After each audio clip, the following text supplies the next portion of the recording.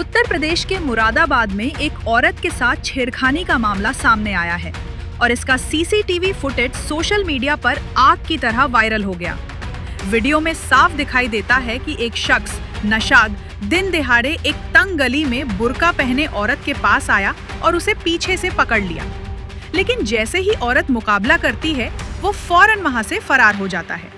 Video viral होते ही police ने तुरंत एक्शन लिया और तलाश शुरू की।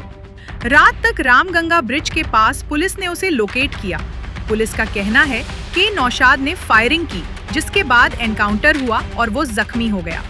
एडिशनल एसपी कुमार रण विजय सिंह के मुताबिक पूछताछ में उसने अपना जुर्म कबूल कर लिया और पीड़ित के बयान पर केस दर्ज हो चुका है।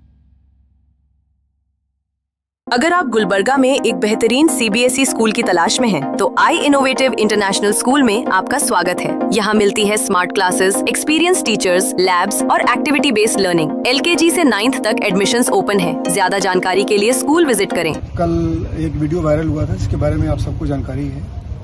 ये एक चौकी बरबलान क्षेत्र का मामला था, जो थाना मुगलपुरा में है।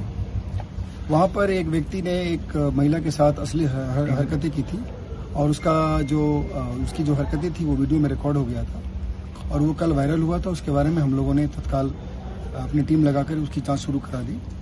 उसमें जो व्यक्ति इसमें इन्वॉल्व था, जो व्यक्ति ने इस कृत्य को किया था, उसके बारे में हम लोगों ने काफ़ी जानकारी प्राप्त की। तो पता चला कि इस व्यक्ति का नाम नौशाद है, जो पीरजादा मकबरा क्षेत्र थाना कटघर का रहने वाला है।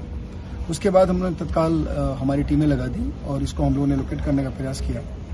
इसके बारे में जानकारी हुई कि आज ये बरबलान क्षेत्र में कहीं न कहीं रामगंगा नदी पुल के आसपास कहीं न कहीं अपने छिपने का प्रयास कर रहा है। उसके बाद हमारी सारी टीमें लगी और इसको हम लोगों ने 10 बजे के आसपास उसी रामगंगा नदी किनारे स्पॉट किया और उसके बाद इसने पुलिस को देखते हुए फायर किया पुलिस के ऊपर। जब भी कार्रवाई हुई उसमें ये घायल हो गया। उसको तत्काल हम लोगों ने यहाँ पे हॉस्पिटल शिफ्ट किया। पूछताछ में इसने एक्सेप्ट किया। इसका नाम नौशाद है और ये पीरजादा का रहने वाला है। और ये जो कल जो वीडियो वायरल हुआ था, उसमें इसने बताया कि घटना उसके द्वारा की गई है। बाकी इसमें जो महिला थी वो प्रदानशील महिला थी, उनके बारे में उन्होंने पता किया। उनको आज हम लोगों ने लोकेट किया था और उसके बाद उनको आइडेंटिफाई करके उनसे तहरीर लेकर के अभियोग पंजीकृत किया गया था। और इसमें आज इसको हम लोगों ने अभी हॉस्पिटल में एडमिट कराया है। इसमें जो इसकी अभी इलाज इसका चल रहा है और जो अग्रिम वैधानिक कार्रवाई की जा रही है। रिकवरी क्या है?